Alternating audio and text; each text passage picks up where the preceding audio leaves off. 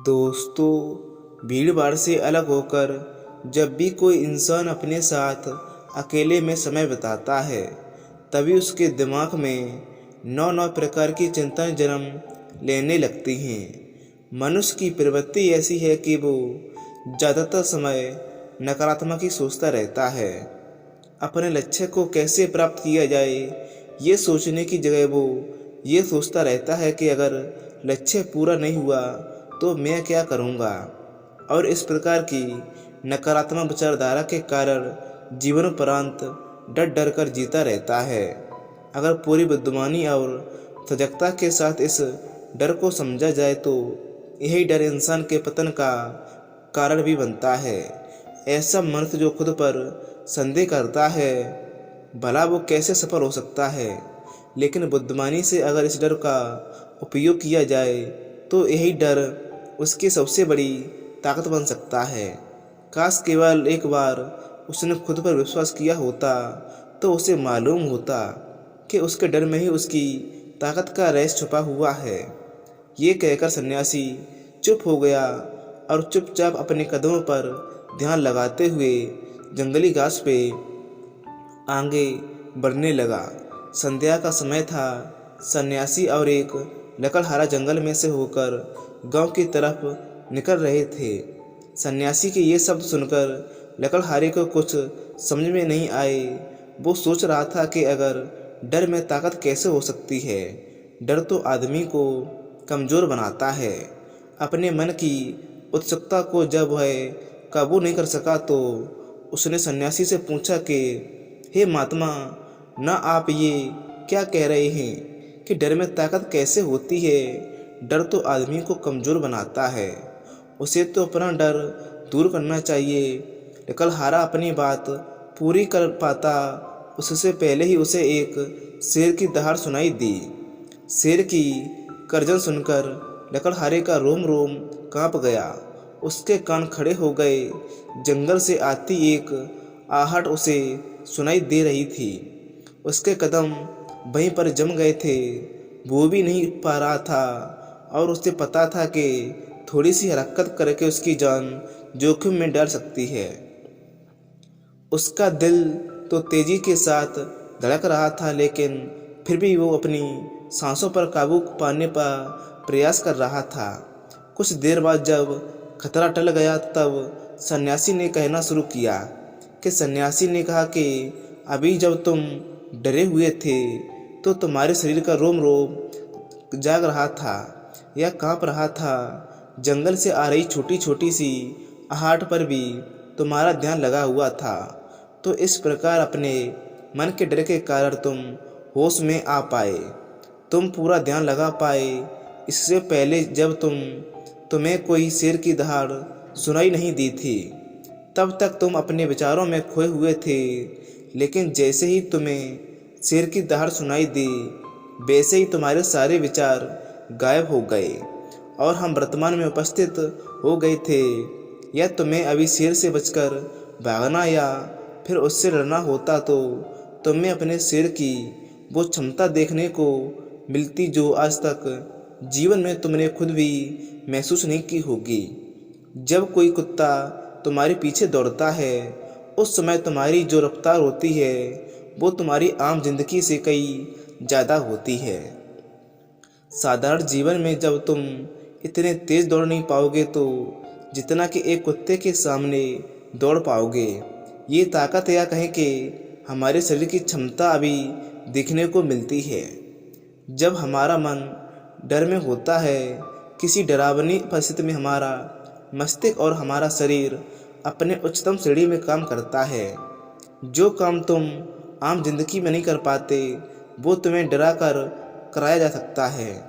जहाँ पर भी तुम्हें डर लगता है या डर का एहसास होता है, वहीं पर तुम्हारी इंद्रियां पूर्ण रूप से सक्रिय हो जाती हैं। तुम्हारे कानों की सुनने की क्षमता तेज हो जाती है, दृष्टि एकटक हो जाती है, पूरी सजग हो जाती है, सक्रियता बढ़ जाती है। और जैसे जैसे वो डर खत्म हो जाता है वैसे वैसे तुम सुप्त अवस्था में चले जाते हो। तुम सो जाते हो और तुम्हारे इंद्रियां फिर भी आराम करने की स्थिति में चली जाती हैं।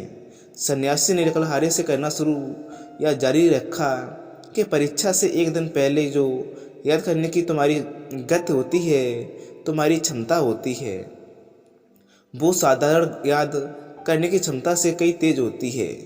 सिर्फ एक बार याद किया जाए या किया हुआ तुम्हें परीक्षा के समय याद रहता है, और तुम जानते हो कि ये सब परीक्षा के डर से ही होता है। इसलिए डर को दूर करने की जगह इंसान को ये सोचना चाहिए कि वो डर को ताकत में कैसे बना सकता है। जिस प्रकार सुख और दुख, प्रकाश और अंधेरा एक ही सिक्के के दो पहलू हैं, उसी प्रकार डर और ताकत भी एक ही सिक्के के दो पहलू होते हैं। जिस प्रकार रोशनी के बिना अंधेरा पूर्ण नहीं होता, सुख के बिना दुख पूर्ण नहीं होता, उसी प्रकार डर के बिना ताकत का भी कोई महत्व नहीं है। लकड़हारा सन्यासी के ज्ञान से बहुत प्रभावित हुआ, उनके चरणों में नमस्तक हो गया और उनसे पूछा कि हे महात्मा, अंधेरे को तो दिया जलाकर रोशनी में भरा जा सकता है, लेकिन अपने डर को ताकत में कैसे बदलें? इसके लिए कोई उपाय बताएं। इस पर सन्यासी ने एक कहा कि डर दो प्रकार के होते हैं। सबसे पहला मानसिक डर और दूसरा शारीरिक डर। सन्यासी ने लकड़हारे को समझाते हुए कहना शुरू किया कि मान ले तुम्हें जंगल से होकर गुजरना है। अचानक तुम पाते हो कि तुम्हारे मन में सिर का ख्याल आ गया। अभी तक प्रत्यक्ष रूप से सिर तुम्हारे सामने नहीं आया, ना उसकी दहाड़ सुनाई दी, और मतलब दूर दूर तक कोई अंदेशा या संदेश नहीं है कि जंगल में कोई शेर मौजूद है। लेकिन शेर का ख्याल आने से तुम्हारे मन में एक डर पनप जाता है। अब तुम्हारा उठने वाला एक कदम उसी डर से अभिभूत होगा। हर समय तुम्हारे मन में यही ख्याल चलेगा कि कहीं शेर ना आ जाए। ये शेर वर्तमान में तुम्हारे सामने नहीं है, यह तुम्हारी भविष्य की कल्पना है।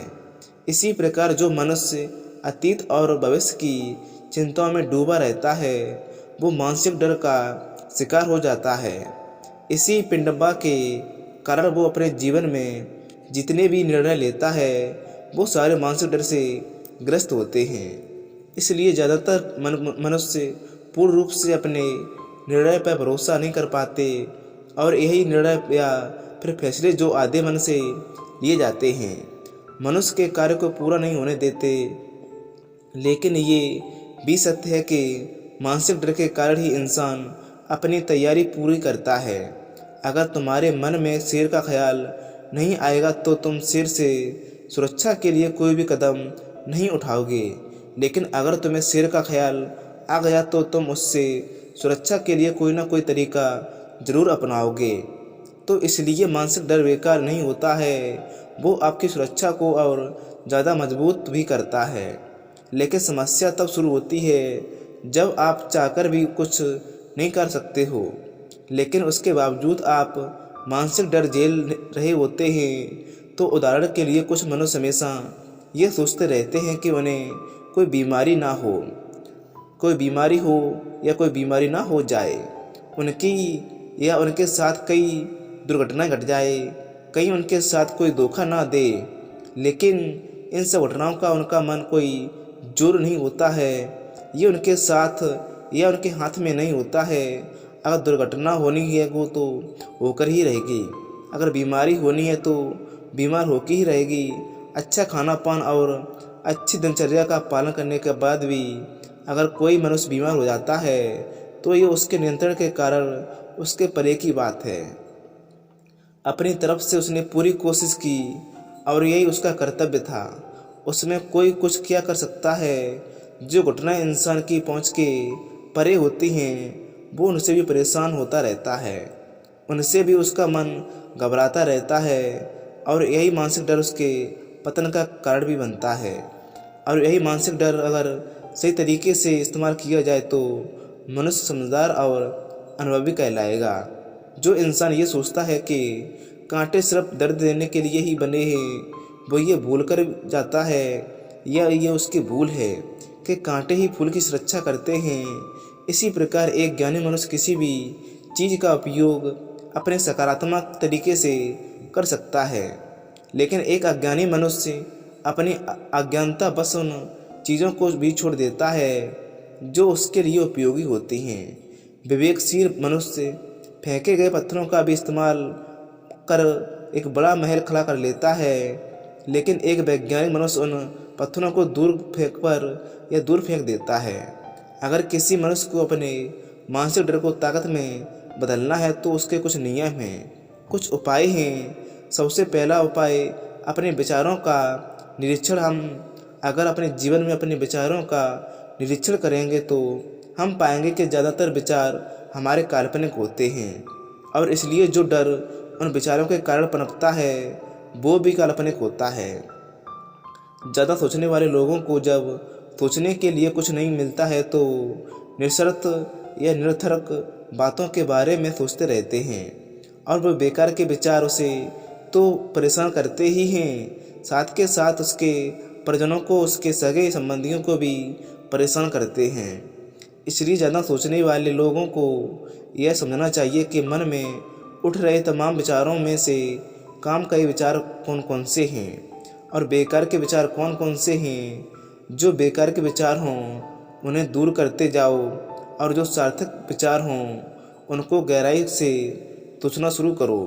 तभी तुम्हारी समस्याओं के, तुम्हारी उलझनों के उपाय निकलेंगे। मानसिक डर को दूर करने का उपाय दूसरा है उसका सामना करना है, जिसका मतलब यह नहीं है कि तुम शेर के सामने जाकर खड़े हो जाओ, बल्कि इसका मतलब यह है कि पूर्ण सुरक्षा के साथ तुम जंगल में जा रहे हो। यदि जंगल में जाना बहुत आवश्यक है तो तुम शेर के डर से अपने घर पर नहीं बैठ सकते हो।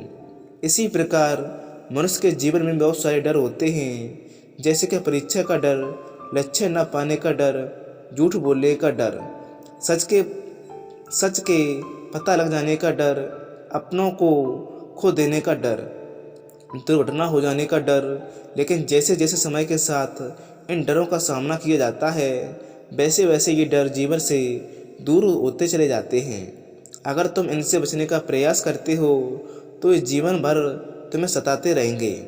ये तभी दूर हो सकते हैं जब तुम इनका सामना करो। कुछ लोगों को दूसरों के सामने खुलकर बात करने में भी डर लगता है। ऐसे लोगों को अनजान लोगों से बात करनी चाहिए। जितना ही वो लोगों से बात करेंगे उतना ही उनके मन का डर दूर होता जाएगा।